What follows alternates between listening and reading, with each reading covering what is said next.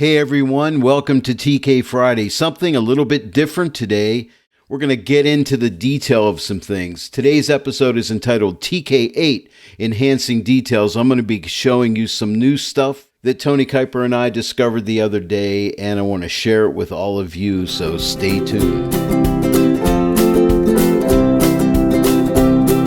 Hello everyone, and welcome to the Joy of Editing with Dave Kelly. I hope you're enjoying your day so far. It's another Friday, and it is a TK Friday to boot, so thank you for joining me today.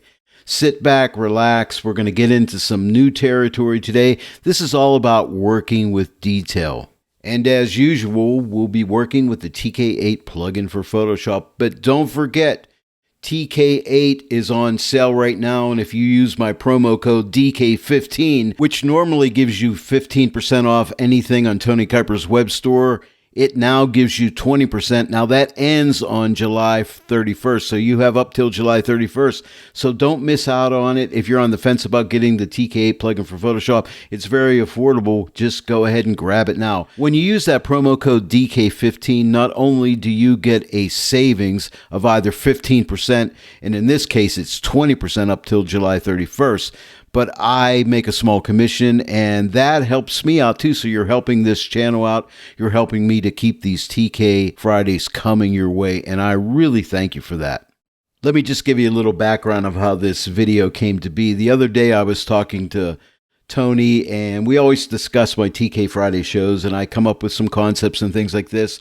And then Tony, we look at it, and Tony a lot of times comes up with some ideas. You know, he says, hey, did you ever think about trying this or that? And we just kind of collaborate together, and the videos a lot of times will morph into something entirely different, and that's what happened yesterday, and that's what I'm sharing with you today.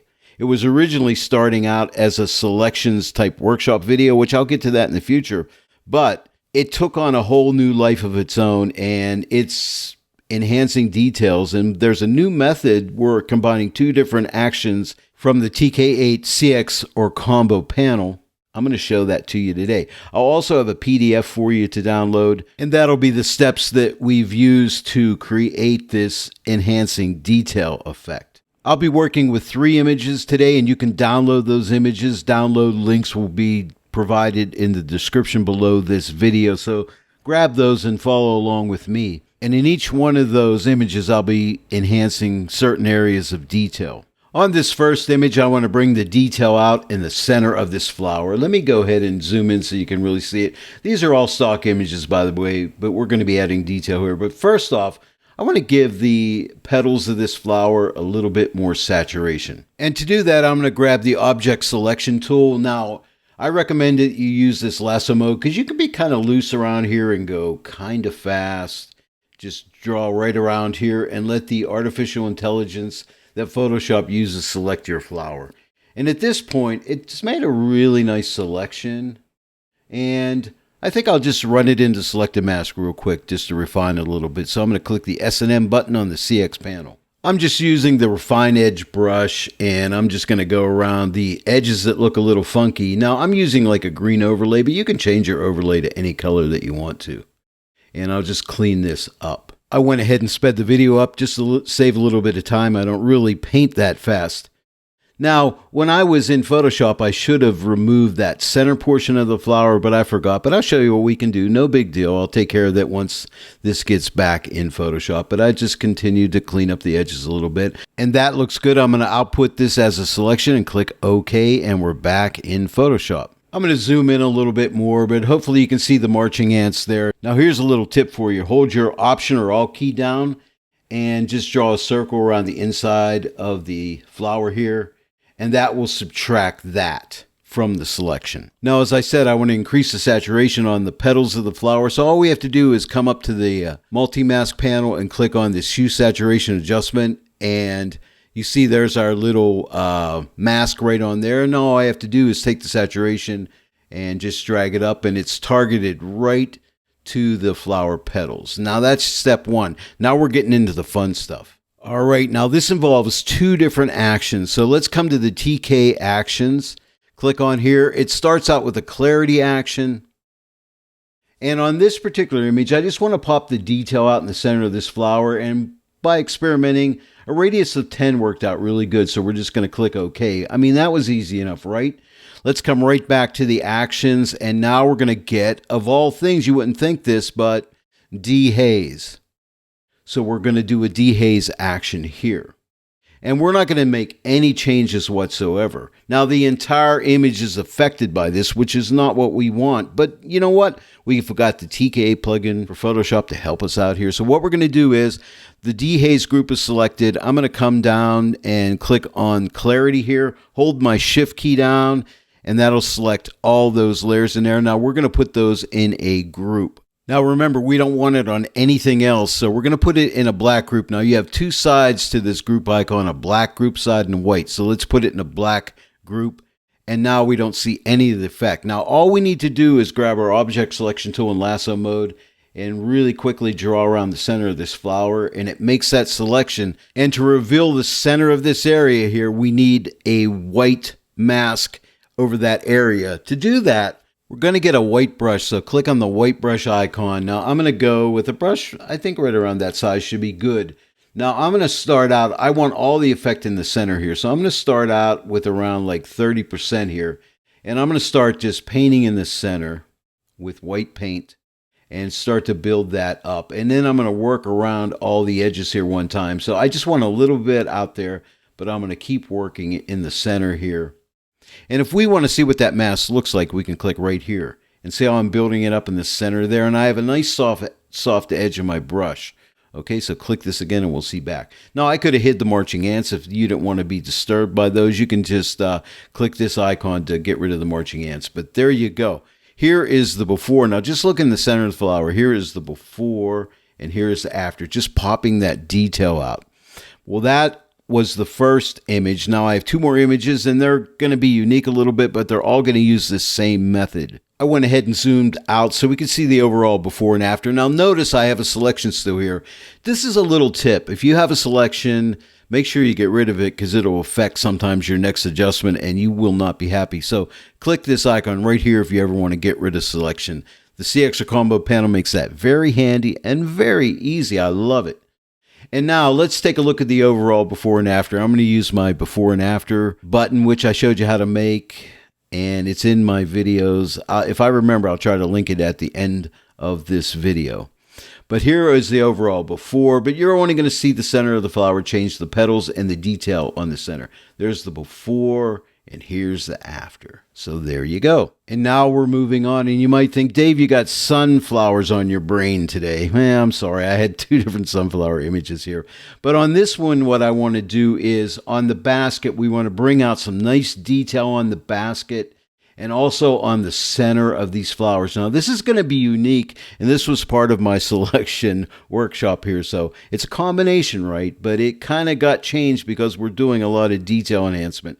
So that's the reason for the name change, but I'm still working with a lot of selections, so you're going to learn about selections too. If you watch my TK Friday videos, you know I talk about setting yourself up for success, and what I mean by that is if you know you need certain selections that you're going to be using throughout the particular image edit, it's a good idea to go ahead and save out those selections as channels, and I'm going to show you how to do that. Now, I want to save out this basket as a channel. Okay, so first off, we have to select it. So let's get our handy object selection tool. I'm still in that lasso mode, and I'm just going to go around it like this. I will have to refine it, but let's just go around this flower here. And hopefully Photoshop will figure this out and make it pretty easy for us to do.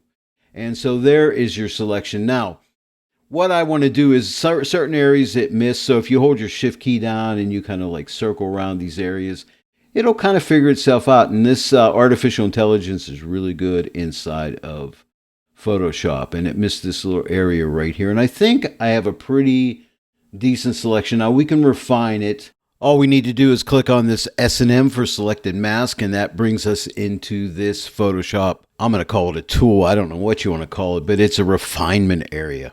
I'm using the second brush down, the refinement brush, and I'll just be working along any of the edges that need fixed.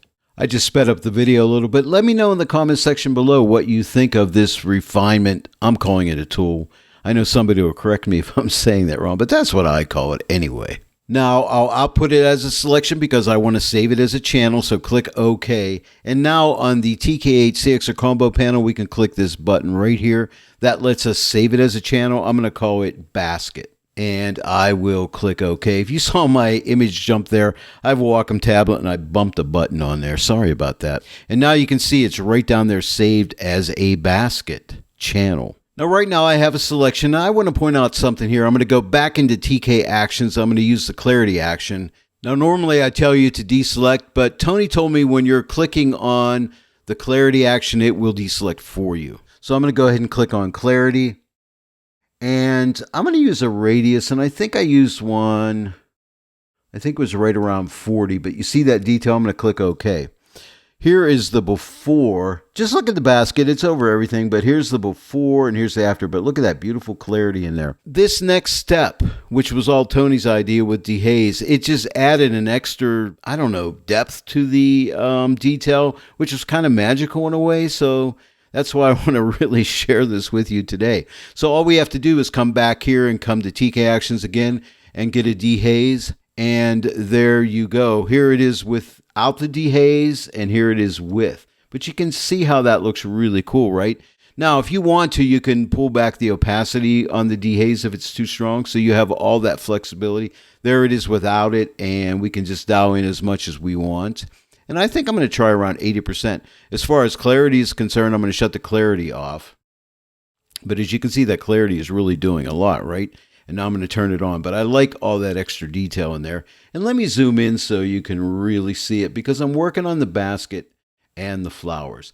The next thing we're going to do is take care of these flowers. And we're going to do something a little bit different for that. But for one more time, let me shut off the Dehaze group.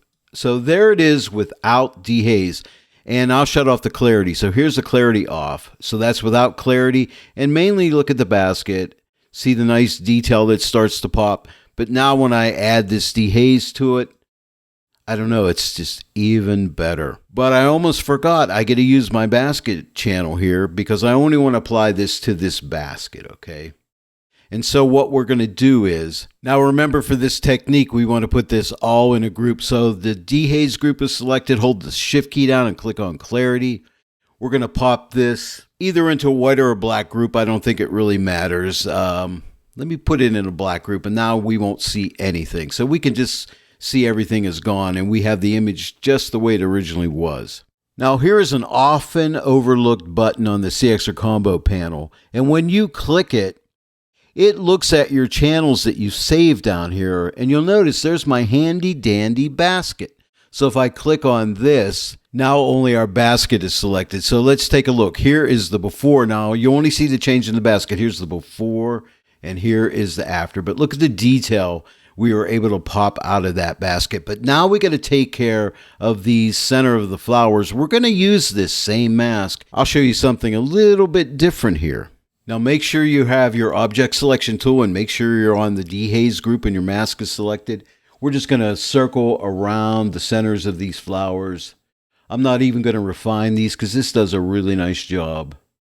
And get these areas. Oh, now you see the mistake I just made. I'm leaving this in because you'll make it too. Get the first selection by circling around. Hold your shift key down and get your next one so you can add to it. That's very important. Don't you love shortcuts? And this is called a shortcut. So let's just circle around this area and it selects it. And this little section right up in here, we got it. And even this little area in here.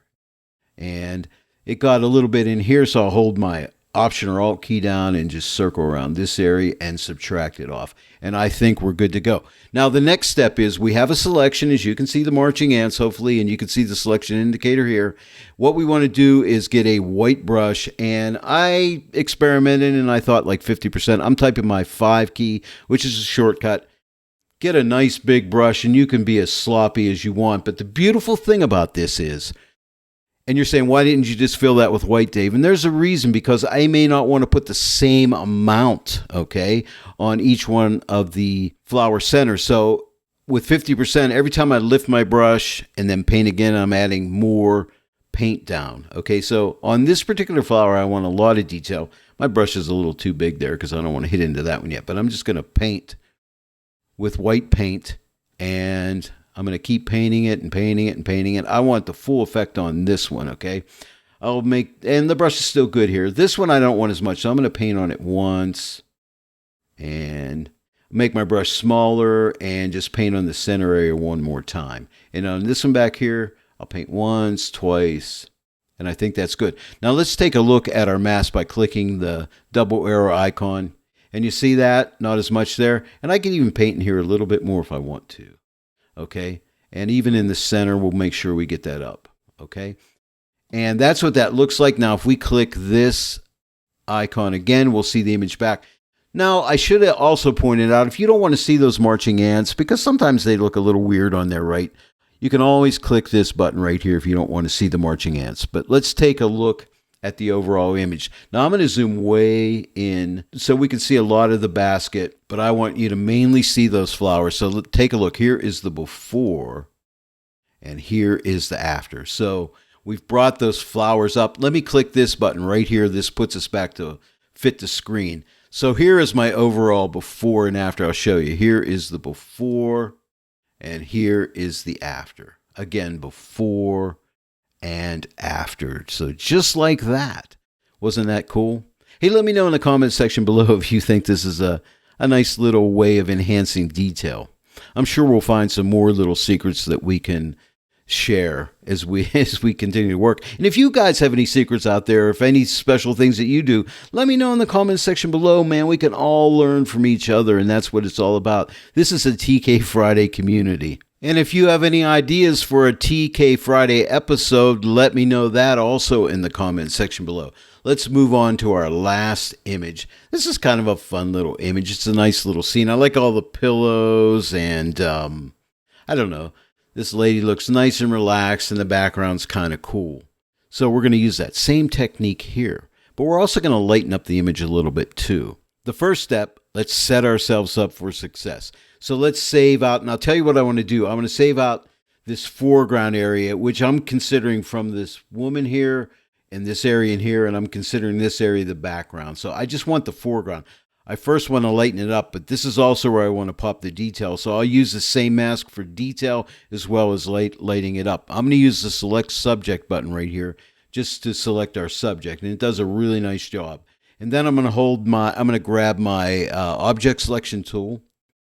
And I'm going to hold my shift key down and add to this selection by going like this, just circling all around this area and adding to that selection.